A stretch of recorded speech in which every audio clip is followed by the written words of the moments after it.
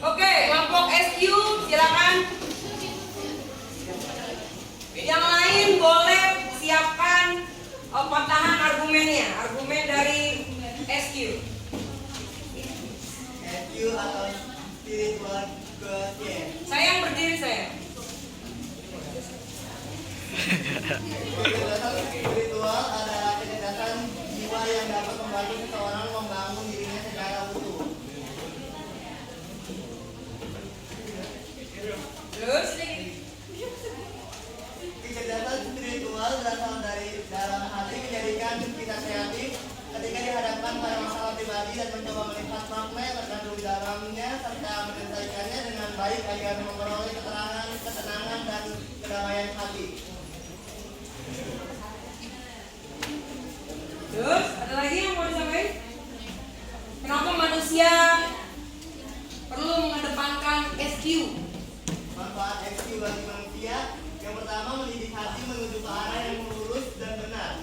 Yang kedua membuat manusia memiliki hubungan yang lebih kuat dan erat dan dengan Tuhannya. Yang ketiga akan melahirkan keputusan yang terbaik melalui keputusan SQ yang diambil lebih mengedepankan sifat-sifat ilahiyah menuju kepada kesabaran dan ketaatan dalam mendapatkan ridho Tuhan Yang Maha Esa. Orang yang memiliki kecerdasan SQ akan mampu mengerti apapun makna dibalik semua kejadian dalam hidupnya dan akan mampu menyikapi segala sesuatu yang terjadi pada dirinya dengan positif. Sudah cukup? Dari kelompok lain ada yang mau menyanggah? Silakan. Silakan. Ingat kita debat. Boleh silakan berdiri. Bagaimana dengan orang yang tidak percaya dengan agama atau ateis?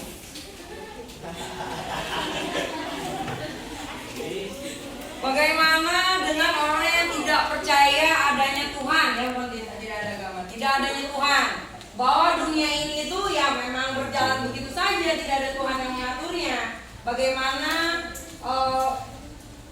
keberlakuan kecerdasan spiritual quotient bagi orang-orang yang ateis, ya, yang tidak percaya adanya Tuhan?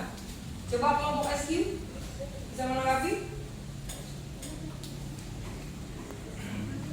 Silakan, atau ada rekan yang lain yang mungkin bisa. Ya, tidak ini ya, tidak mengikat SQ hanya untuk SQ, tidak, ya. Kita semua belajar karena masing-masing di antara kita harus punya kelima kecerdasan itu. Tidak bisa orang satu aja, nggak bisa, ya. Ada orang yang beribadah terus, ya, nggak cari kerja, nggak sekolah, tidak bersosialisasi. Emang ada orang yang gitu kan, nggak bisa kan?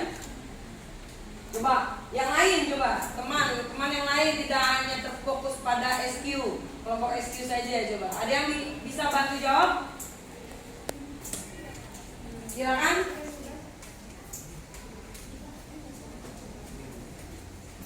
Apakah orang yang ateis itu berarti spiritual quotient-nya itu 0 gitu kan? Gimana dengan orang yang latar belakangnya ateis, ya, tidak percaya dengan Tuhan, spiritual quotient-nya kayak gimana dong?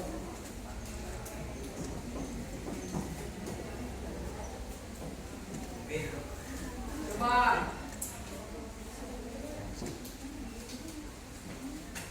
Kali gimana?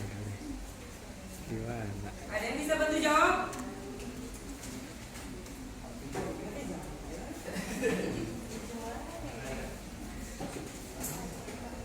Coba SQ. Coba gimana kira-kira? Boleh googling, boleh. Boleh, silakan.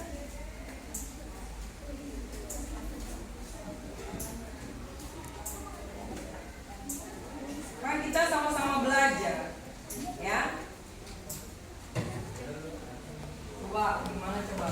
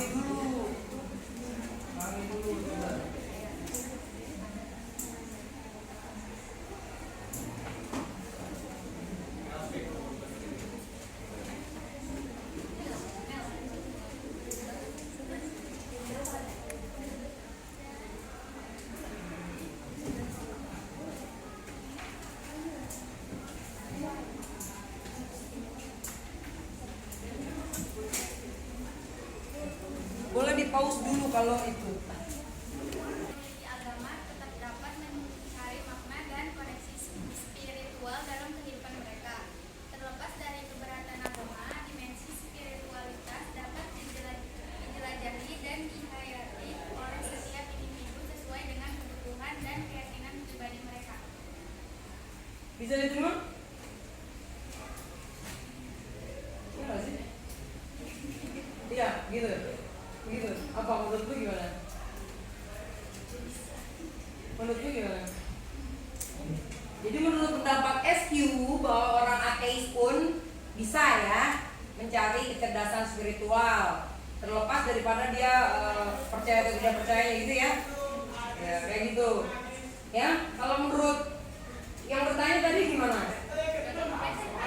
Hah?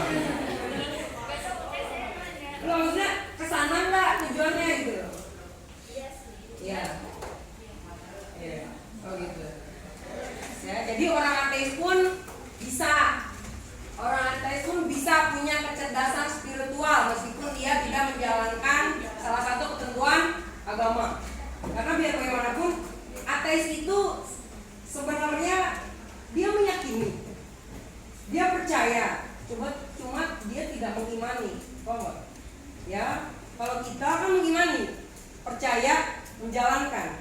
Yang namanya orang bertakwa itu kan melaksanakan perintahnya dan menjauhi larangannya. Itu ciri orang bertakwa, gitu ya. Kita mengimani. Nah, kalau orang-orang ateis itu dia percaya, dia tahu, dia percaya, tapi dia tidak mengimani, gitu ya. Karena kalau orang ateis itu biasanya berpikir di luar jangkauan. Kalau kita, ketika kita tidak tahu ayam yang duluan itu ayam atau telur, ya, yang duluan ayam atau telur? Ayam dari mana? Nah, jawab pertanyaan-pertanyaan seperti itulah yang kita tidak bisa jawab. Dan ada Tuhan lah di situ, gitu ya. Makanya kita kalau tidak bisa jawab dalam agama, kalau kita tidak bisa jawab, kita jawabnya Allahu a'lam bishawab, gitu kan? Kita kembalikan lagi ke Allah, karena itu Allah yang punya kuasa, gitu ya. Kadang otak, meskipun kita sepinter-pinternya otak, tetap ada terbatasnya, gitu ya. Albert Einstein yang kecerdasannya IQ-nya lebih dari 250 aja mengatakan, Albert Einstein kalau nggak salah ateis ya. Ya, saking dia pinternya dia nggak percaya agama, dia nggak percaya Tuhan, gitu ya. Saking dia cerdasnya, tapi dia tidak mengakui adanya Tuhan, tidak. Dia mengatakan begini, yang IQ-nya lebih dari 250 aja dia mengatakan begini. Ada sesuatu di dunia ini, di alam semesta ini yang mengatur, tapi dia tidak tahu itu apa. Dia menyebutnya tentang itu adalah X. Ya, Albert Einstein mengatakan itu adalah X. X lah yang mengatur perputaran matahari, perputaran planet mengitari matahari, ya. Ada yang mengatur tentang mana duluan ayam atau telur, gitu ya. Tapi dia sendiri yang pintar tidak bisa menjelaskan, gitu. Ya, itulah keterbatasan akal manusia. Ya. Ada lagi yang mau disampaikan? Jadi gimana? Tidak ada yang mau menyangkal bahwa manusia itu harus lebih banyak IQ-nya gitu. Tidak ada yang mau menyangkal. Kenapa manusia itu harus mengedepankan SQ? Tadi kan udah dibilang ya, kenapa? Manusia harus lebih banyak SQ-nya kenapa? Tadi mana coba? Maksudnya ngomong dia juga. Coba gantian. Yang lain.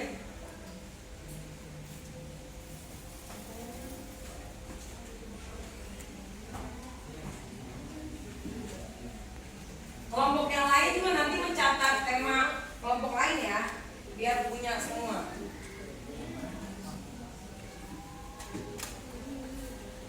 Kenapa coba manusia itu harus mengedepankan SQ? Coba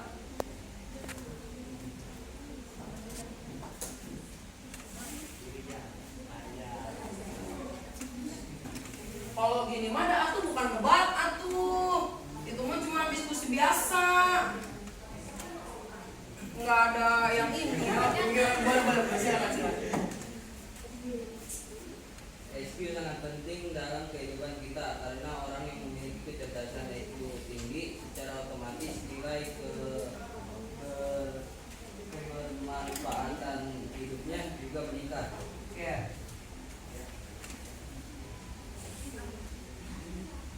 Dengan kecerdasan IQ tinggi, manusia itu bisa lebih berguna, bisa lebih bermanfaat, gitu ya.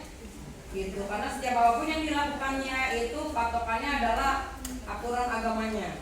Ya, sisi dari religiusnya sebagai manusia, gitu ya. Karena ketika manusia itu paham tentang eksistensinya hidup di dunia ini, kalau dalam Islam itu kan manusia diciptakan untuk beribadah, gitu ya. Kan ayatnya juga seperti itu, ya. Tidaklah menciptakan manusia dan jin, balik. Tidaklah menciptakan jin dan manusia melainkan untuk beribadah kepada Allah. Ya, maka tujuan kita hidup di dunia ini adalah untuk beribadah. Gitu. Balik lagi ke SQ. Nanti jadi ibadah itu apa sih? Ibadah itu ada yang mahdoh ya. Ada yang mahdoh, ada yang goiru mahdoh. Kalau yang mahdoh itu seperti dia nggak sih?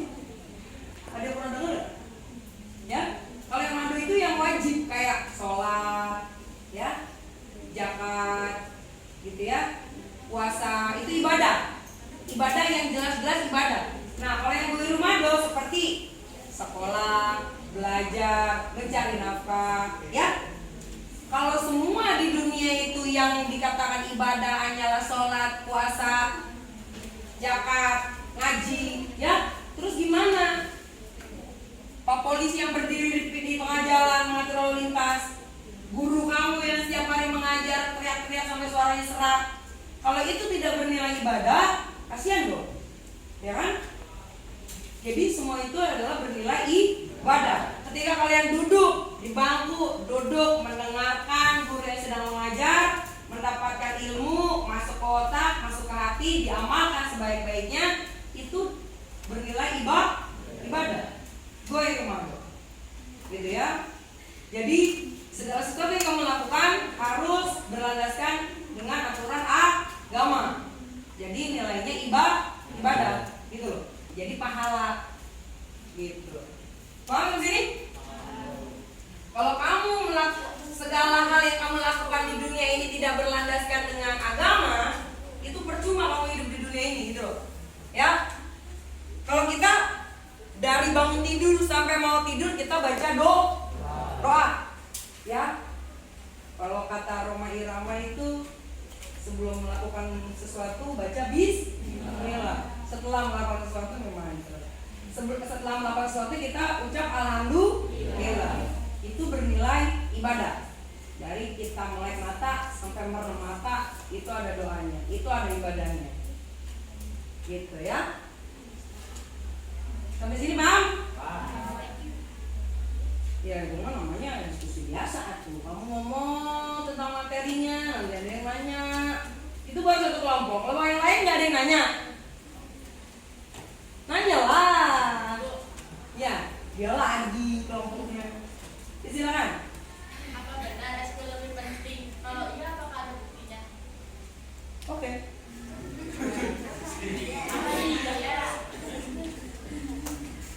Apa iya?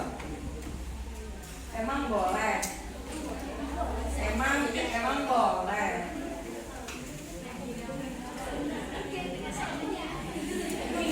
Wah, mana buktinya?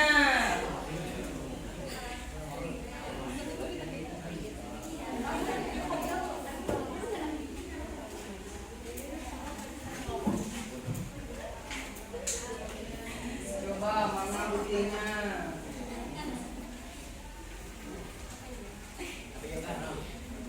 Mana buktinya seseorang yang tinggi kecerdasan spiritualnya itu bisa berhasil dalam hidup, gitu ya? Itu tadi.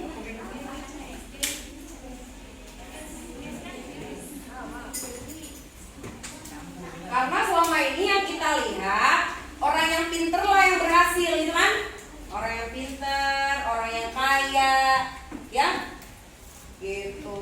Coba katakan, wah, nggak yang pinter aja, yang spiritual juga bisa berhasil kok, bisa sukses kok. Nah, buktikan.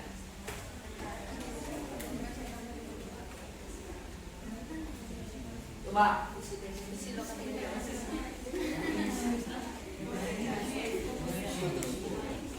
Kamu boleh bergerak kok. Boleh bergerak. Udah nggak apa-apa gitu aja, Pak. Boleh jalan. Jadi kenapa harus begitu? Kesini pindah mukanya. Yang pertama, tanpa ideasi kita tidak bisa memperkuat prinsip dan visi yang kita buat. Terus karena SQ itu mampu memaknai setiap sisi kehidupan, cenderung memandang segala sesuatu itu berkaitan, dan mampu untuk menghadapi rasa takut karena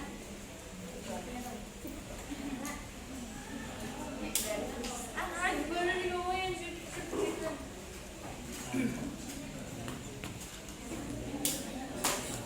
Ya gimana coba? Oke, sini aku bantuin. Begini nggak maksud kamu? Gini, seseorang yang berhasil dalam kehidupan dia dan dia mengedepankan SQ, spiritual quotient, itu contohnya seperti ini. Mungkin ya, aku nangkep ya. Jadi ketika orang misalnya dia ada di posisi orang berkuasa misalnya, orang berkuasa dia punya jabatan. Ketika dia menjalankan kekuasaannya, ketika dia menjalankan profesinya sebagai orang yang punya jabatan dan berlandaskan dengan spiritual quotient yang tinggi, apapun yang dia lakukan, dia patokannya adalah agama, aturan agama, gitu ya. Dengan dia memegang aturan agama, dia tahu mana halal, mana haram, mana yang harus dilakukan, mana yang tidak. Apalagi ketika bersinggungan dengan kekuasaan dan jabatan yang dia pegang, gitu ya. Itu adalah ujian, ya. Ada pepatah yang mengatakan, kalau kamu mau mengenal seseorang, beri dia kekuasaan, ya. Karena ketika dia menjadi teman kamu dan dia tidak punya kekuasaan, dia akan baik. Tapi ketika dia dikasih ujian, kasihlah dia kekuasaan, maka akan kelihatan seperti apa aslinya dia, ya. Kalau dia memang orang yang baik, dia akan tetap baik walaupun dia punya kekuasaan. Tapi ketika dia bukan sebenar-benarnya orang baik, ketika dia menguasaan, dia akan berubah. Karena dia akan diperbudak sama kekuasaannya, gitu loh. Dia tidak punya prinsip. Oke, awalnya dia sebelum punya kekuasaan, dia orang yang baik, suka membantu, sholat 5 waktu, ya, sopan, ramah, sama siapa aja welcome, gitu ya. Tapi ketika dia punya kekuasaan, tiba-tiba siapa lu, gitu ya, nggak mau, lu nggak level sama gua, gitu ya. Gua derajatnya lebih tinggi daripada lu, gitu ya. Terus apa lagi contohnya? Yang biasanya dia ramah, tapi karena dia merasa derajatnya lebih tinggi, akhirnya dia nggak mau negor sama temennya, gitu ya. Terus karena dia tidak punya prinsip, biasanya kalau orang yang punya kekuasaan, dia ada di komunitas penguasa juga, ya. Nah, sesama penguasa biasanya dia akan ikut aturan-aturan yang ada dalam komunitas tersebut. Kalau dia tidak ikut aturan-aturan yang ada di komunitas tersebut, maka dia akan diasingkan, dia akan dikucilkan, dia akan dibedakan, nggak ditemenin, istilahnya kayak gitu ya. Nah, ketika ada aturan-aturan dalam komunitas yang berlawanan sama aturan agama yang dianut, prinsip yang dianut, kalau dia istiqomah menjadi orang baik dan akan tetap menjadi orang baik walaupun dia punya kekuasaan, aturan komunitas yang melanggar agama dan melanggar prinsip dia itu nggak bakalan diikutin, gitu loh, ya. Dalam komunitas itu disuruh korupsi misalnya, ada 10 orang di komunitas tersebut, penguasa semua, gitu ya. Kalau mau naik jabatan harus nyogok dulu misalnya, ya kan? Kalau mau naik jabatan dia harus mau nyogok dulu. 9 orang yang lain penguasanya itu nyogok, kan nggak boleh. Dalam aturan agama yang nyogok dan yang disogok kena dosanya, ya. Nah, dia tahu aturan itu, dia nggak lakukan, ya, dia nggak lakukan. 9 orang itu melakukan, naik pangkatlah dia. 1 orang tertinggal, dia nggak naik pangkat karena memegang prinsip dia, ya kan? Nah, kalau orang lain yang awam melihat, dia tidak berhasil, ya, dia tidak berhasil. Yang berhasil adalah 9 orang yang nyogok itu. Tapi di luar daripada itu, orang-orang baik akan bertemu dengan orang kalau kamu ada di lingkungan yang baik, kamu akan terbawa baik juga. Paham sampai sini? 9 orang yang tidak baik tadi akan bergabung dengan orang yang tidak baik juga, gitu ya. Dan tidak ada yang akan mereka dapatkan selain ketidakbaikan. Lain halnya sama orang yang orang awam lihat dia tidak berhasil, dia tidak sukses karena dia tidak naik pangkat misalnya, tidak naik jabatan misalnya. Tapi di posisi dia yang tidak naik itu, dia dikelilingi oleh orang-orang yang tulus, ya, yang tidak gila akan jabatan, yang tidak gila akan pangkat, gitu ya, yang tulus menerima dia sebagai teman, meskipun dia tidak naik pangkat, ya. Lain halnya sama 9 orang yang naik pangkat ini, mereka diterima memang di lingkungan yang lebih tinggi, tapi mereka diterima hanya karena mereka pangkatnya tinggi, paham? Apakah itu yang dikatakan berteman dengan tulus? Ya, apakah akan selamanya perasaan itu abadi? Ya, itu sama saja dengan mereka membohongi diri mereka sendiri. Mereka harus berimage. Selamanya mereka tidak bisa menjadi diri mereka sendiri. Selamanya mereka akan berimage bahwa harus naik pangkat terus untuk bisa diterima sama lingkungan yang lebih tinggi. Paham? Ya, kayak gitu. Sedangkan orang yang tadi tidak naik pangkat, dia bisa tampil apa adanya, gitu loh. Ya, otomatis orang yang baik tadi dia tetap istiqomah, dia akan semakin berkembang, dia akan semakin berkah hidupnya, dia akan semakin banyak temannya, gitu ya. Karena orang-orang baik hanya akan bertemu dengan orang-orang baik, gitu. Di sekolah juga seperti itu. Kalau ada teman kalian yang main geng-gengan, itu kan cuman geng dia aja, ya kan? Nggak bisa dia berkembang karena dia nggak bergaul sama yang lain, dia bergaul sama yang itu aja. Dia tidak belajar. Harusnya kan kalau dia tidak punya geng, dia bisa main sama si ini, dia belajar temennya ada pengalaman ini, dia belajar dari situ, jadi tidak mengalami kesalahan yang dilakukan temennya, gitu ya. Tapi karena dia utek-utetan aja itu di kelompok situ, ya, sama gengnya, dia nggak bisa berkembang. Paham sih? Ya, kayak gitu. Tidak bisa terbuka pemahamannya, gitu ya. Dia hanya terkungkung sama aturan dari gengnya tersebut, gitu. Tidak akan pernah dewasa dan tidak akan bisa menjadi diri sendiri. Karena segala sesuatu yang dia lakukan itu cerminannya adalah gengnya. Kalau gengnya pakai kerudungan ungu, dia harus pakai kerudungan ungu juga. Padahal itu gue lagi gak pengen baju ungu, gitu ya. Gue pengen pakai baju pink, tapi kalau gue nggak pakai baju ungu nanti gue nggak ditemenin, gitu kan. Emang enak, gitu kan? Nggak enak, ya kan? Tidak jadi diri sendiri. Sampai sini paham? Bisa diterima nak? Siapa yang nama? Yang nanya? Devina. Bisa. Gitu ya? Bener nggak maksud aku di situ? Ada lagi dari kelompok yang lain lah, dari kelompok EQ terus. Ya, silakan. Iya, entar dulu, mana dulu?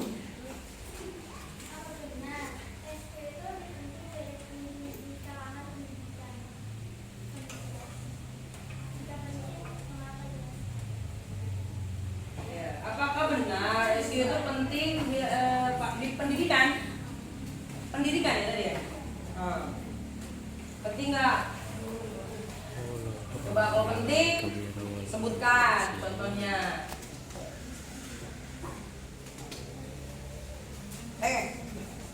Coba.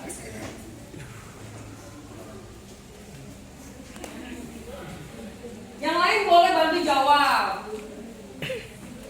Kenapa di dunia pendidikan itu penting adanya SQ? Coba. Yang perlu kalian tahu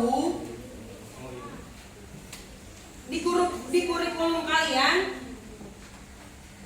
harus tahu nih, di kurikulum kalian dari masa ke masa pelajaran agama itu dicoba dihapus, ya.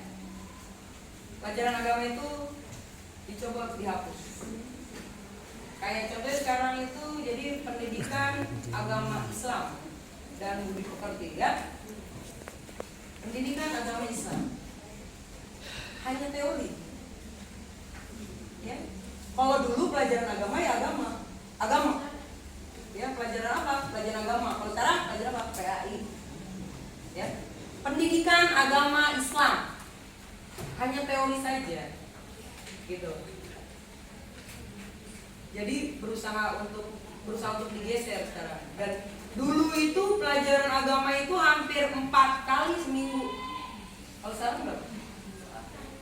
1. Tadinya 2 kali seminggu, 2 kali pertemuan selama seminggu. Tapi sekarang 1 kali. Padahal materi agama itu banyak, ya.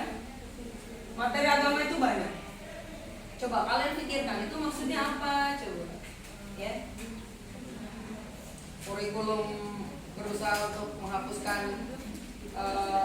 agama dalam pendidikan. Bahkan isunya di KTP poin agama mau dihapus. Jadi nanti dalam KTP nggak ketahuan dia itu agamanya apa. Alasannya karena kalau dicantumkan agama nanti rasis. Nah, terus nanti kalau agama dihilangkan, jenis kelamin dihilangkan juga. Karena rasis, ya kan? Aneh.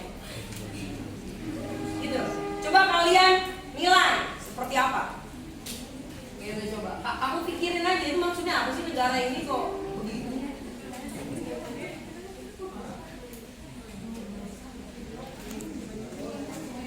Coba apa? Boleh. Silakan jawab.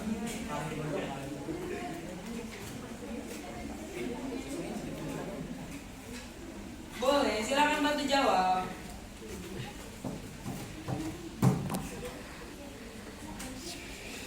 Ya, bantu.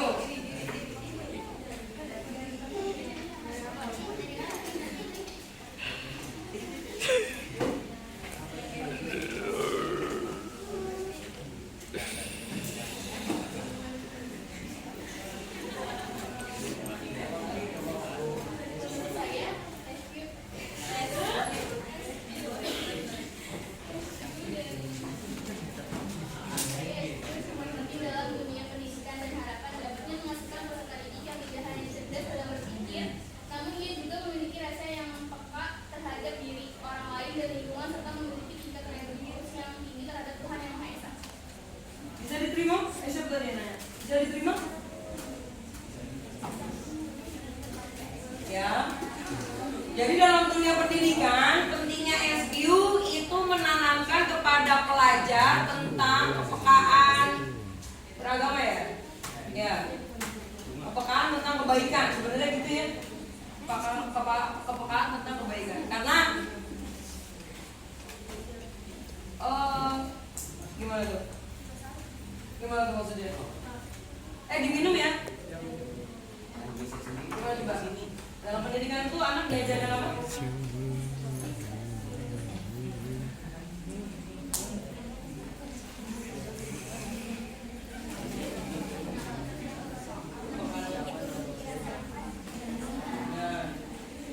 Peka terhadap diri, gitu ya.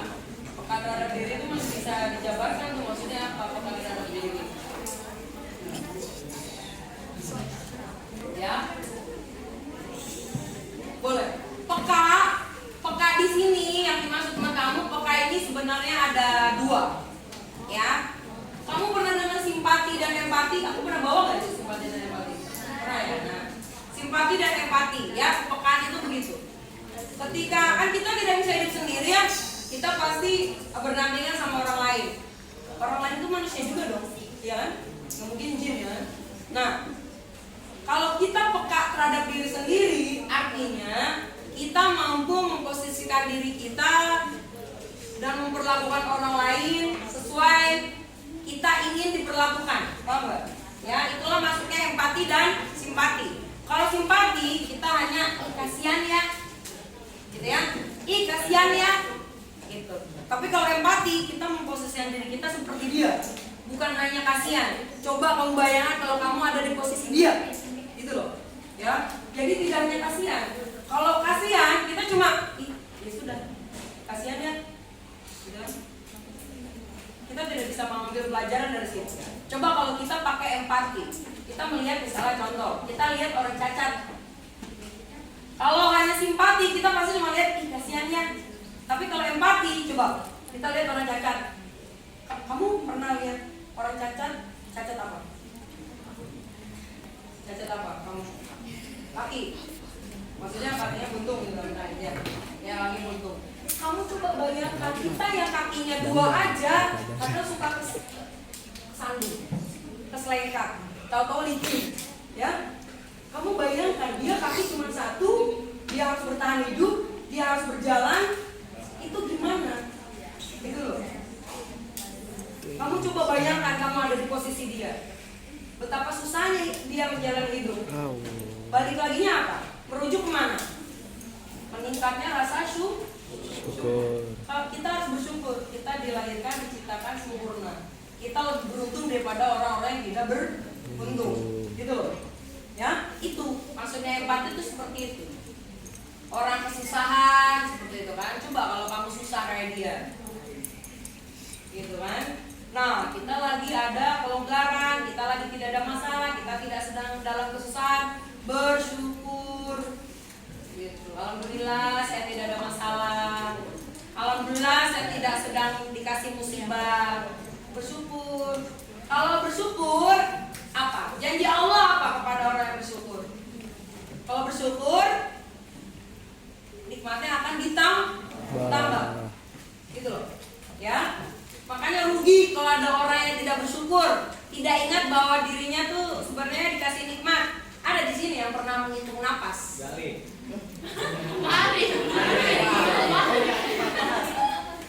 Ada yang di sini yang menghitung napas? Kemarin Bu. Praktek apa? Biologi. Sampai sekarang. Ada. Kemarin itu napas berapa menit? 1 menit. Berarti tarikan napas kamu ada berapa? 20. Rata-rata 20. Oke, kita putuskan 25 lah. 1 menit 25 kali tarikan napas. Kamu hitung usia kamu berapa sekarang? 1 menit berapa kali sampai usia kamu sekarang? Adakah kamu bersyukur atas tarikan napas, setiap tarikan napas? Jangan kan napas ngedip aja. Ada yang ngedip? Ngedip. Orang kalau nggak ngedip coba gimana? Iya kan? Kering mata, bisa pecah pembuluh darah kalau nggak ngedip, ya kan? Gitu. Jadi kita harus bersyukur, ya. Kalau bersyukur kita akan ditambah. Kadang-kadang kita bersyukur kalau apa? Kalau nikmat itu dicabut. Contoh, ketika napas kita lancar, kita lupa. Tapi kalau kita pilek, kan susah napas ya. Tidur, nggak bisa napas, kan? Bisa. Barulah ingat lah, enaknya kemarin waktu belum pilek, gitu. Nanti kalau pileknya sembuh, lupa lagi mau bersyukur, gitu ya. Iya kayak gitu. Sama. Paham sampai sini? Ya. Ada lagi yang mau? Tadi saya baca yang mau ya. Silakan. Menanggapi atau bertanya atau gimana?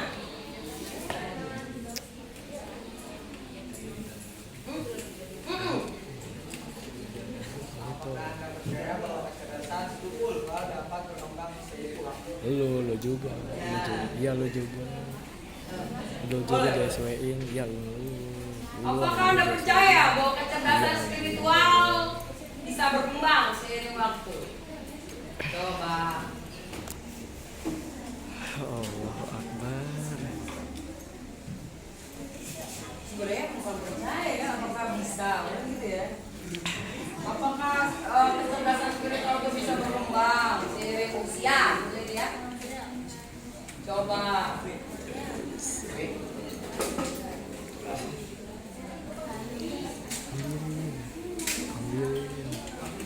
Ambilin.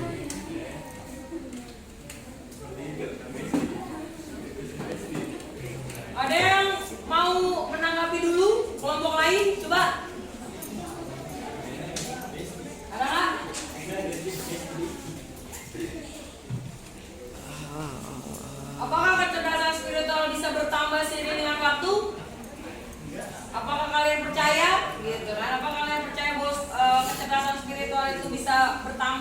berkembang seiring waktu. Coba.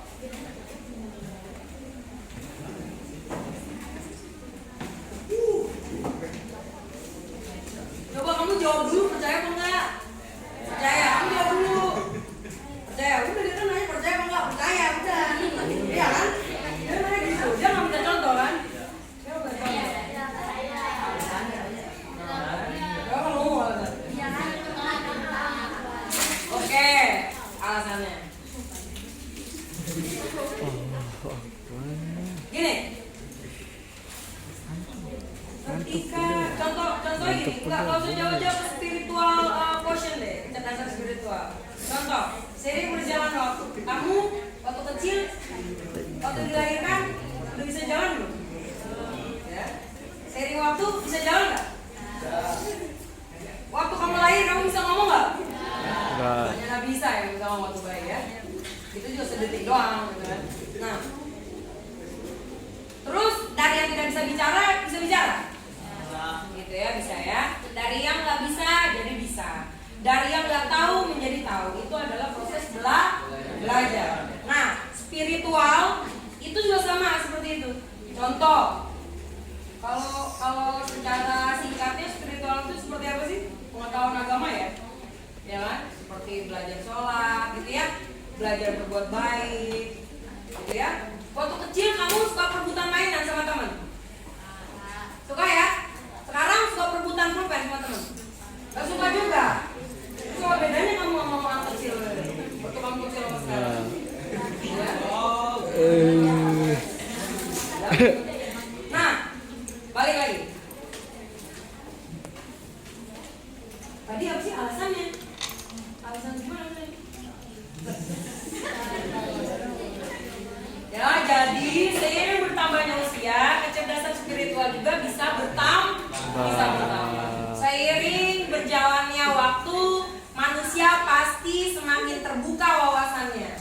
Ya, akal pemikirannya juga akan semakin berkembang. Semakin berkembangnya akal pemikiran manusia, maka akan semakin menginsafi, memahami hikmah di balik kehidupan yang mereka jalani.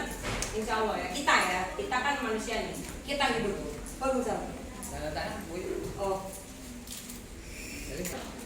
Jadi seiring bertambahnya pengetahuan manusia, otomatis kecerdasan spiritual juga akan bertambah. Karena semakin menyadari bahwa semakin dewasa kalian semakin banyak pengalaman.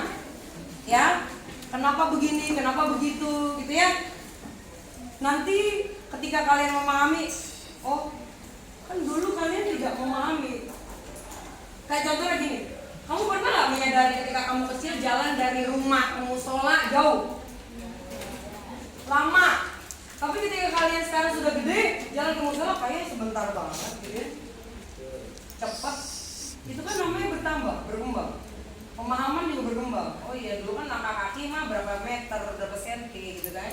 Sekarang kaki sudah panjang, jadi langkahnya lebih besar, gitu ya. Sama halnya dengan kecerdasan spiritual. Kecerdasan spiritual juga bisa bertambah seperti yang aku bilang tadi. Semakin kamu mensyukuri nikmat yang dianugerahkan Tuhan kepadamu, kamu akan semakin bertambah nikmatnya. Semakin bertambah pemahaman tentang kehidupan ini. Diharapkan semakin istiqomah kamu, ya, meningkatkan amal ibadah kamu. Supaya apa? Amal ibadah yang ditingkatkan sama kita itu adalah simbol dari rasa kita bersyukur, gitu ya. Semakin kita bersyukur, kita akan semakin rajin beribadah, gitu ya. Kalau kita rajin beribadah, Tuhan akan semakin memberikan nikmat-nikmat yang kita tidak sangka, gitu ya. Itu bagi manusia-manusia yang belajar, bagi manusia-manusia yang berwawasan, gitu ya, yang mampu untuk memahami bahwa kehidupan ini semakin bertambahnya usia berarti semakin mendekatkan diri kepada Tuhan, gitu ya. Semakin bertambah usia bukan kita semakin lama hidup di dunia, artinya semakin sedikit jatah kita hidup di dunia. Kalau kita semakin dewasa tapi semakin banyak maksiat yang kita lakukan, artinya kita rugi, ya. Harusnya semakin tua semakin mendekatkan kepada Tuhan. bukan kita